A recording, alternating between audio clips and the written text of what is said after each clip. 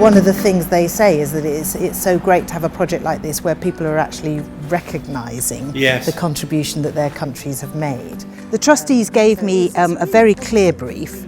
They wanted a garden that would be for everybody to use in Woolwich, so a public amenity really, and they wanted to encourage people to come to the Garrison Church to learn more about its history, more about the Commonwealth and the Gurkhas and the contribution that service people have made over the years to the Commonwealth, and I suppose to our safety, people who've died in the various wars.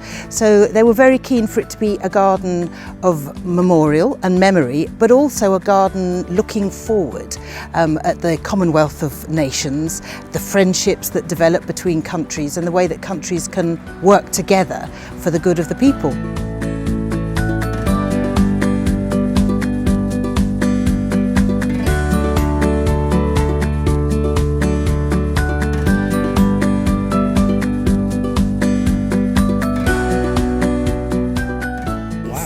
So will that be a wooden deck? Or well, it's actually sort of composite because it lasts longer than wood. So so when you're on the deck, you'll be it'll be at this level, but obviously at the end you'll be about. So when I started to think about the Commonwealth of Nations, I thought about the various conflicts over the years, and the countries in the Commonwealth have had a lot to put up with, not just wars, but also geographical and ecological disasters really. And I thought about the resilience of people and how our resilience is improved, helped if we work together. So the concept that I came up with for the garden was one of fractures, and the idea of a nation, a land being fractured by war and by disaster.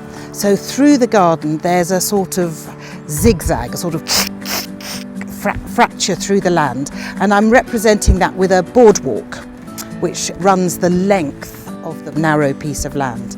And then I started to think about resilience in planting, and I think one of the most resilient plants that grows everywhere is the family of grasses. So ornamental grasses are just a fabulous plant to use. They have texture, movement, colour. So the garden's going to have a lot of grasses with pops of flower colour coming through, which I think will make it sort of vibrant and interesting, but also possibly there'll be sound as well with the movement of the grasses.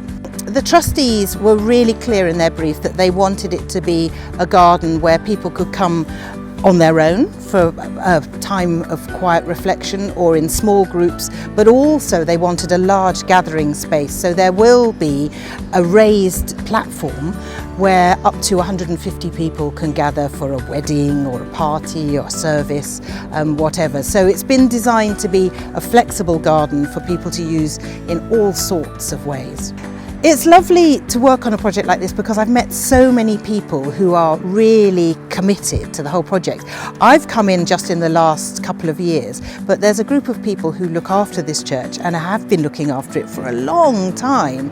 So to, I suppose, catch the wave of their enthusiasm and their dedication really to keeping this church as a memorial, but also as a facility for people, is really exciting.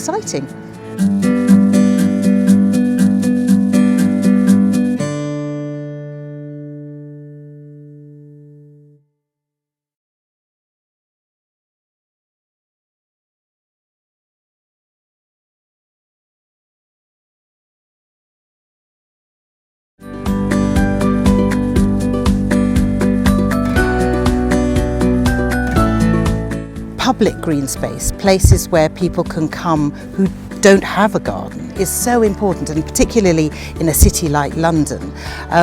A project like this is going to be for everybody. People can come and visit, but also we're hoping we're going to have volunteers who will help with the gardening. We've got people who are already sort of queuing up to be involved.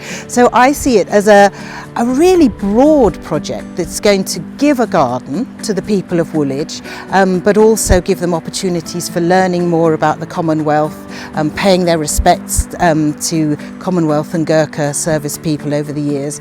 And it's it's just something that's, I think, going to be a real enhancement of the local area and what people in Woolwich can enjoy.